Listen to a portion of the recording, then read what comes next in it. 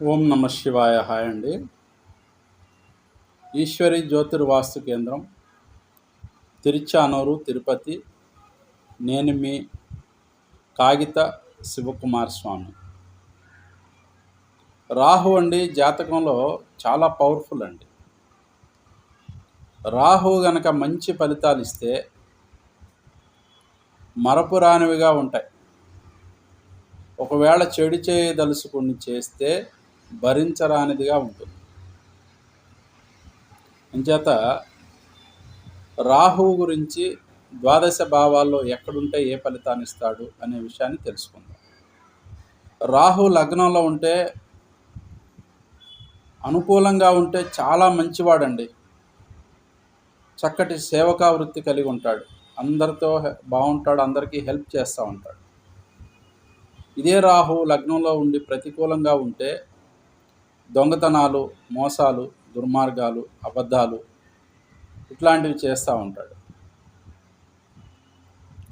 రాహు గనక రెండో ఇంట్లో ఉంటే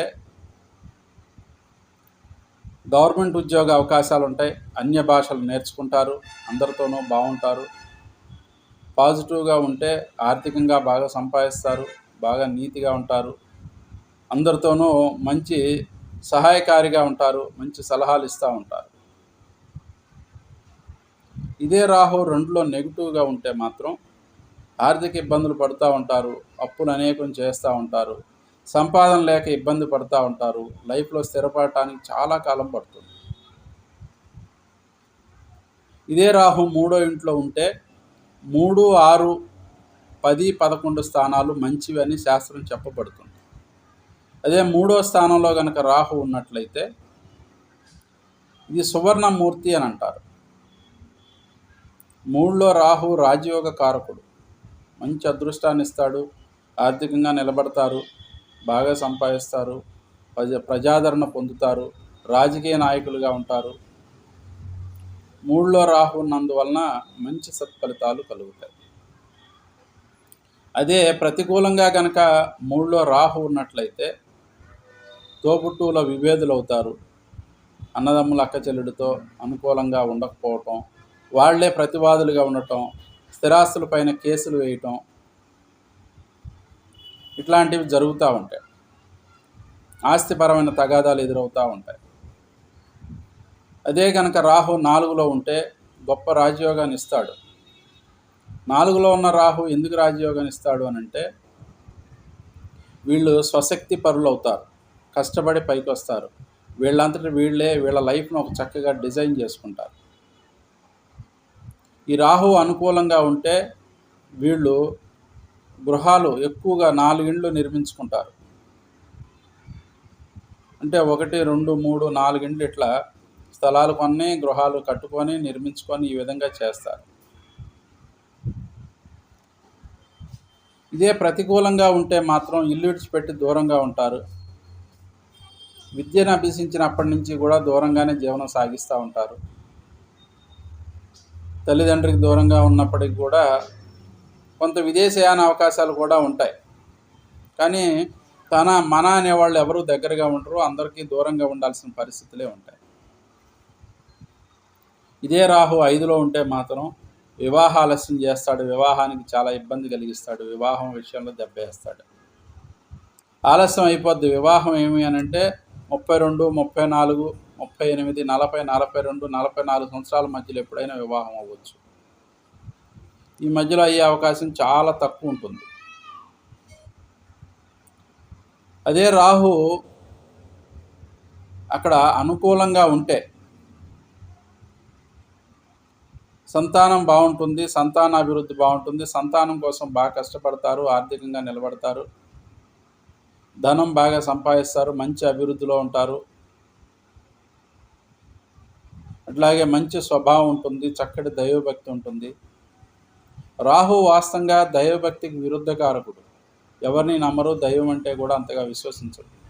కానీ ఈ పంచమంలో రాహు కనుక అనుకూలంగా ఉంటే వాళ్ళు దేవుడంటే చాలా బాగా నమ్ముతారు, బాగా ఆరాధిస్తారు, ఎక్కువ పూజలు కూడా చేస్తూ ఉంటారు.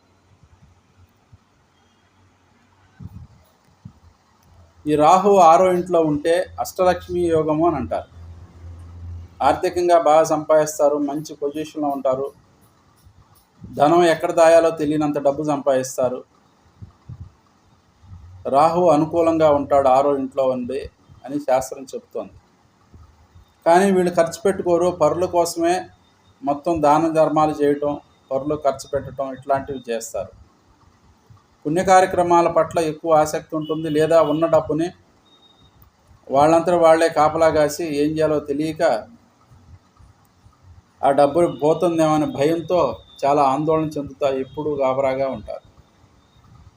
ఇదే రాహు అక్కడ కనుక నెగిటివ్గా ఉంటే ఎంత డబ్బున్నా ఎంత ఆస్తులున్నా కూడా మొత్తం ధారాదత్తం చేసేస్తారు. గుళ్ళు గోపురాలు నిర్మిస్తారు, పేదలకు దానాలు చేస్తారు, ఏదో రూపంలో దానాలకే ఎక్కువ అలవాటు పడతారు. అట్లా దానాలు ఇచ్చేస్తూ ఉంటారు, ఎవరైతే చెప్తే అది నమ్ముతారు. ఇదే రాహు 7వ ఇంట్లో ఉంటే కనుక వివాహపరమైనటువంటి విషయాల్లో అనుకూలవతైన భార్య వచ్చినప్పటికీ కూడా వీళ్ళు శాదస్తంగానే ఉంటారు. ఆరోగ్యం అంతగా ఉండదు, దేహదారుఢ్యం ఉండదు, బలమైన శరీరం ఉండదు, ఆరోగ్యపరమైన ఇబ్బందులు ఎదుర్కొంటూ ఉంటారు. ఈ రాహు కనుక పాజిటివ్గా ఉన్నట్లయితే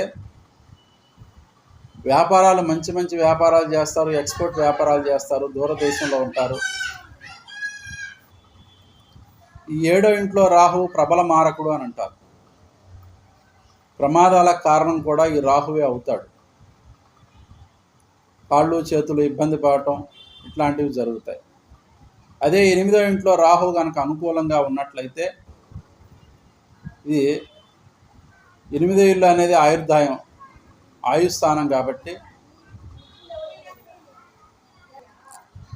ఈ రాహు 8లో ఉంటే మంచి ఆదాయం ఉండొచ్చు. నికర ఆదాయం అంటే ఉద్యోగం చేస్తూ ఉండొచ్చు, లేదా మంచి వ్యాపారంలో సెటిల్ అయి ఉండొచ్చు, లేదా పెద్దల నుంచి వచ్చిన వ్యాపారం ఏదైనా చేస్తూ ఉండొచ్చు.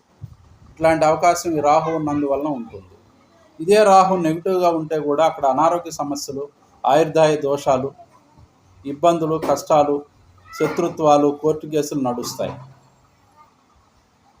ఈ రాహు 9వ ఇంట్లో ఉంటే ఏంటంటే, ఇది తండ్రికి దోషం, తండ్రి ఆరోగ్యంగా ఉండకపోవటం. 9లో ఉంటే రాహు దశ వచ్చినప్పుడు అనేక ఇబ్బందులు కలిగించటం. రాహు 9లో ఉంటే గౌరవభంగం, వృత్తిపరమైన విషయాల్లో ఇష్టపడి చేయకపోయినా, ఇష్టం లేకపోయినా కూడా చేస్తూనే ఉంటారు. కుటుంబం కోసం చేస్తున్నాము, ఏదో మనకు 10 రూపాయల ఆదాయం కావాలి, చేయకపోతే తప్పదు అంటూ దీర్ఘకాలంగా ఒకే చోట పనిచేసే అవకాశాలు ఎక్కువ ఉంటాయి. అదే 9లో రాహు అనుకూలుడు అయి ఉంటే రాజకీయ పరంగా రాణిస్తారు, ప్రజాదరణ పొందుతారు, 10 మందిలో తిరుగుతారు, ఎక్కువగా గౌరవ మర్యాదల కోసం ప్రాకులాడతారు, నలుగురి చేత గౌరవింపబడతారు, వాళ్ళ కోసం ఏ పనైనా చేయగలుగుతారు. అదే 10లో రాహు ఉంటే, అనుకూలంగా ఉంటే ఆర్థికంగా సంపాదిస్తారు, మంచి ఉద్యోగం ఉంటుంది, ఉన్నతమైన పదవుల్లో ఉంటారు, గౌరవ మర్యాదలు పొందుతారు, బాగా రాణిస్తారు, విదేశయానాలు చేస్తారు. ఇది రాహుకి 10వ ఇంట్లో ఒక విధంగా చాలా మంచిదని చెప్పుకోవాలి.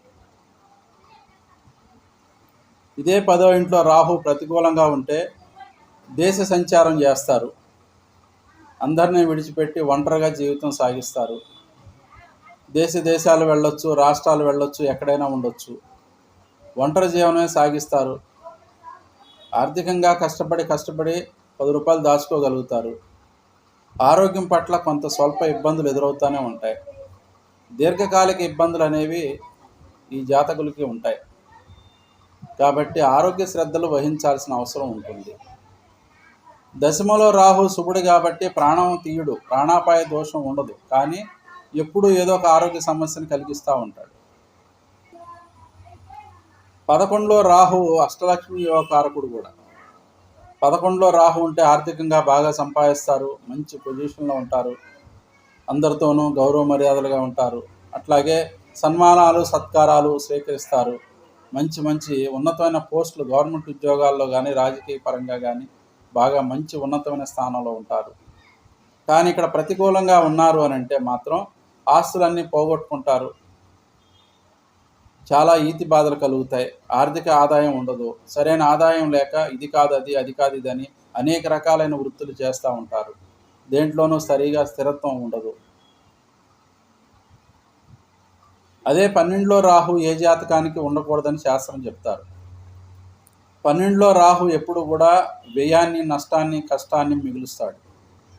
ఇక్కడ పాజిటివ్గా నెగిటివ్గా రెండు పద్ధతులు చెప్పుకుంటే, అనుకూలంగా ఉంటే మాత్రం ఏదో ఉన్నదాంతో సరిపెట్టుకుని జీవనం సాగిస్తూ ఉంటారు. వచ్చినా రాకపోయినా ఉందలే, ఉన్నంతలో చాలులే, మనకి ఈ జీవనం సరిపోద్దని సరిపెట్టుకుంటారు తప్ప ఎక్కువ తాపత్రయం ఉండదు. ఇదే రాహు అక్కడ అనుకూలంగా లేకపోతే ఆరోగ్య సమస్యలు, కోర్టు కేసులు, కారాగార గృహయోగం, చాలా ఇబ్బందులు, ఇతనికి సంబంధం లేకుండా కూడా వేరే ఇతరత్ర కేసులు మీద పడటం, వాటి గురించి ఎక్కువ నలిగిపోవటం, ఇట్లాంటివి ఎక్కువ ఎదుర్కొంటూ ఉంటారు. ఏదేమైనప్పటికీ కూడా రాహు దశలో చాలా జాగ్రత్తగా ఉండాలి. రాహువుని శాంతింపజేసుకునే మంత్రం మీరు చెప్పుకుంటే చాలు, బయటికి వెళ్ళి పూజలు వగేరాలు అవి చేయించే పరిస్థితి లేకపోయినప్పటికీ కూడా మీ అంతటి మీరే చేసుకుంటే కూడా అది అద్భుతమైన ఫలితాన్ని ఇస్తుంది. అర్ధకాయం మహావీరం చంద్రాదిత్య విమర్దనం సింహికాగర్భ సంభూతం తం రాహుం ప్రణమామ్యహం అనే మంత్రాన్ని ప్రతిరోజు 27 సార్లు లేదా 108 సార్లు చెప్పుకోగలిగితే ఈ రాహుదశ నడుస్తున్న వాడు రాహుగ్రహ శాంతి కలిగి ఏ స్థానంలో ఉన్నా కూడా అది మంచి ఫలితాన్ని ఇస్తుంది. అట్లాగే అమావాస్య రోజున నిమ్మకాయ దీపాలు అని అంటారు. ఒక నిమ్మకాయని కట్ చేసి 4 భాగాలుగా 4 నిమ్మకాయలు, 2 నిమ్మకాయలు 4 ప్రమిదలుగా చేసి దాంట్లో నువ్వుల నూనె పోసి ఒత్తి పెట్టి 4 దిక్కులుగా తూర్పు, పడమర, ఉత్తర, దక్షిణాలుగా ఒక ప్లేట్లో 4 దిక్కులుగా పెట్టి